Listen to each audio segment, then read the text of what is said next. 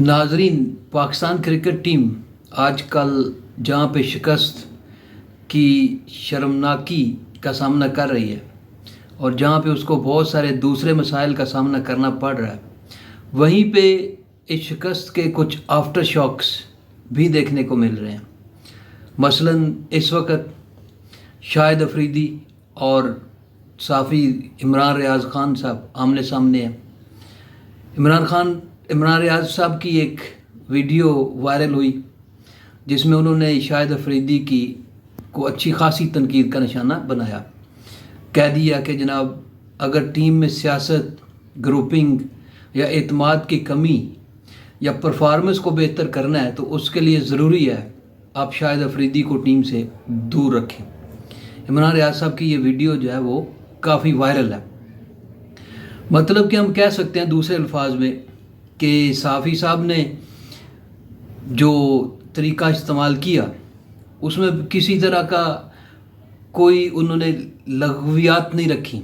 Directly mention किया कि इस बंदे की वजह से टीम में ग्रुपिंग हुई, टीम में इख्तलाफात बढ़े, टीम में और दीगर बहुत सारे मसाइल बने। वो टीम जो मुतहद भी थी, जो ऊपर भी जा रही थी, बहुत सारी अच्छी टीमों के ख़िलाफ़ बड़ी अच्छी परफॉर्मेंस भी थी, वो टीम धड़म से ज़मीन पर आ गिरी। तो साफ़ी की ये वीडियो गोली की तरह लगी शाहिद अफरीदी को। और भी दीगर बहुत सारे लोग हैं, क्रिटिक्स हैं, जो शाहिद अफरीदी की टीम में मुदाखलत पे कुछ एतराज़ कर रहे हैं। उनको भी वो भी तनकीद का निशाना बना रहे हैं। उनका भी कुछ कहना कुछ ऐसा ही है कि सारी ग्रुपिंग और इस सारे इख्तलाफात और इस सारे मामले के पीछे जो है वो अफरीदी का ही हाथ है। माजी को अगर खंगाला जाए तो माजी में जब शाहिद अफरीदी ख़ुद भी टीम का हिस्सा थे तो कुछ ऐसी ग्रुपिंग और कुछ ऐसी ही मामलात में वो इन्वॉल्व रहे। इसके सबूत भी मौजूद हैं। बहरहाल जो कुछ भी है, इस वक्त दोनों का जब साफ़ी की तरफ से मामला उठाया गया तो दूसरी तरफ से शायद अफरीदी ने भी जवाब दिया। उन्होंने भी बराह रास्त उन्हें तनकीद का निशाना बनाया और कहा कि जनाब, इन्हीं मुशावरतकारों की वजह से पाकिस्तान का एक बड़ा सियासी लीडर जो है वो इस वक्त जेल के अंदर है।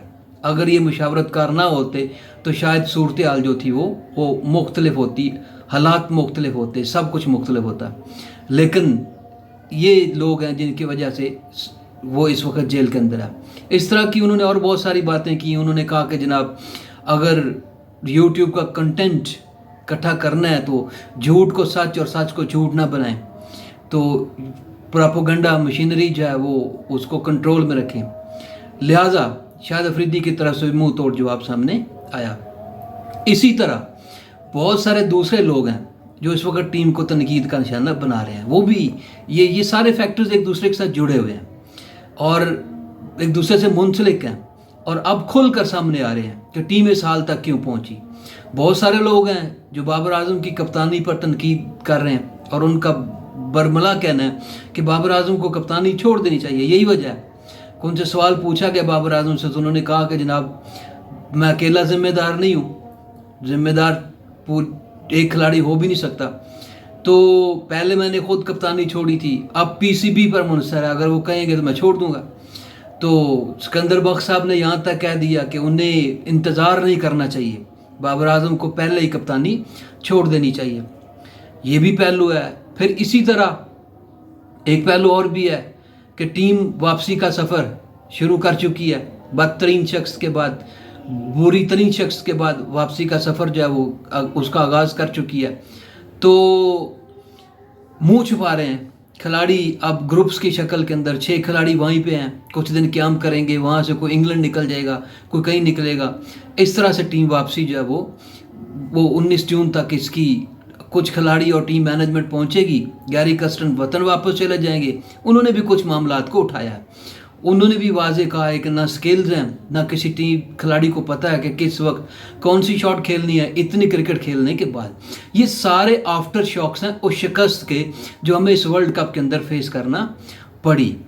अब ये कभी भी हम नहीं कह सकते कि ये छोटे छोटे वाक़यात जो हैं वो किसी बड़े इनकलाब का पेश खैमा हो सकते हैं, क्योंकि अमूमन ये होता है कि जब इस तरह के छोटे छोटे वाक़यात रूनुमा हों तो वो किसी न किसी बड़े इनकलाब की दस्तक बन जाते हैं। लेकिन यहाँ पे कुछ मामला ऐसा नहीं है। अब हमें टीम भंवर में शिकार दिखाई देती है, फंसी हुई है, तमाम लोग उंगलियां उठा रहे हैं। हारिस रऊफ का मामला देखें कि एक फ़ैन के साथ सेल्फी के ऊपर उनकी जो अभी तक की वीडियो सामने आई है, उनकी लड़ाई का हो जाना।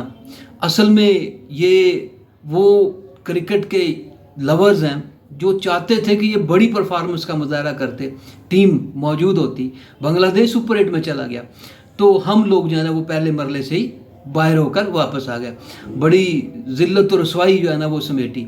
खिलाड़ियों को इसकी पशमानी है या नहीं है, ये वो सारे मामलात हैं जो अब इकट्ठे हो चुके हैं। और इसी वजह से ये भी कहा जा रहा है कि क्रिकेट के करता धरता जो है इस वक्त ताकतवर शख्सियत हैं, ताकतवर लोगों का उनको पीछे सपोर्ट हासिल है। खा को कितना भी उनको तनकीद कर ले या उनके ऊपर कितनी उंगलियां उठा ले, वो उस वक्त तक पीसीबी के मैनेजमेंट चेयरमैन कमेटी रहेंगे जब तक वो ताकतवर लोग चाहेंगे। लिहाजा वो बैठे हैं, वो भी कोई ऑपरेशन क्लीन अप की तैयारी के लिए कुछ मुशावरत कर रहे हैं। कुछ वहाब रियाज के हवाले से बातें हो रही हैं कि जनाब वहाब रियाज साहब जो हैं वो भी तनकीद का निशाना है, उन्होंने यहाँ तक सारा कुछ पहुँचा दिया। सिलेक्शन कमेटी तनकीद का निशाना है। ये वो सारे वाक़यात हैं जिनसे लोग ये सोच रहे हैं कि शायद कोई इनकलाब बर्पा होने वाला है। अब जो है ना वो बिल्कुल क्रिकेट की वो डायरेक्शन जो सीधी हो जाएगी। मैं ये बात समझता हूँ कि ऐसा कुछ नहीं होगा, कुछ भी नहीं होने जा रहा, कोई इनकलाब नहीं आने वाला। देयर इज़ नथिंग, कुछ भी नहीं होने वाला। यही होगा, 2-4 शफलिंग होगी, 2-4 प्लेयर को वक्ती तौर पे इधर उधर कर दिया जाएगा, जैसे हमारे ज़िंदगी के आम रूटीन मैटर के अंदर हम देखते हैं किया जाता है। इसी तरह अब भी 2-4 लोगों को इधर उधर कर दिया जाएगा, छुपा दिया जाएगा, फिर वापसी हो जाएगी। क्योंकि इनके पीछे ताकतवर लोग हैं, बल्कि पूरा माफिया है। जिसको चाहे वो टीम में खिलाएं, जिसको चाहे वो टीम से बाहर कर दें। इसकी एक मिसाल, उसामा मीर ने लेटर लिखा, वहाब रियाज साहब ने जवाब दिया, फिर आओ खेल के दिखाओ, आओ टीम में देखते हैं कैसे आते हो। तो इससे आप अंदाज़ा लगा लें ये कोई एक वाक़या नहीं है, बहुत सारे वाक़यात हैं। तो जब तक हम एक अच्छी मैनेजमेंट और मेरिट पे मैनेजमेंट को नहीं लाएंगे, उस वक्त तक ना तो मेरिट पे टीम सिलेक्शन होगी और ना ही टीम की परफॉर्मेंस जो है वो ये ऐसे ही रोना धोना जो है ना वो चलता रहेगा। 4 दिन शायकीन क्रिकेट मायूस होंगे। सोशल मीडिया प्लेटफॉर्म ऐसा है जिसके ऊपर हर कोई अपने गम गुस्से का इज़हार कर सकता है, लोग करेंगे, अल्लाह अल्लाह खैर सल्ला, उसके बाद सब कुछ खत्म हो जाएगा।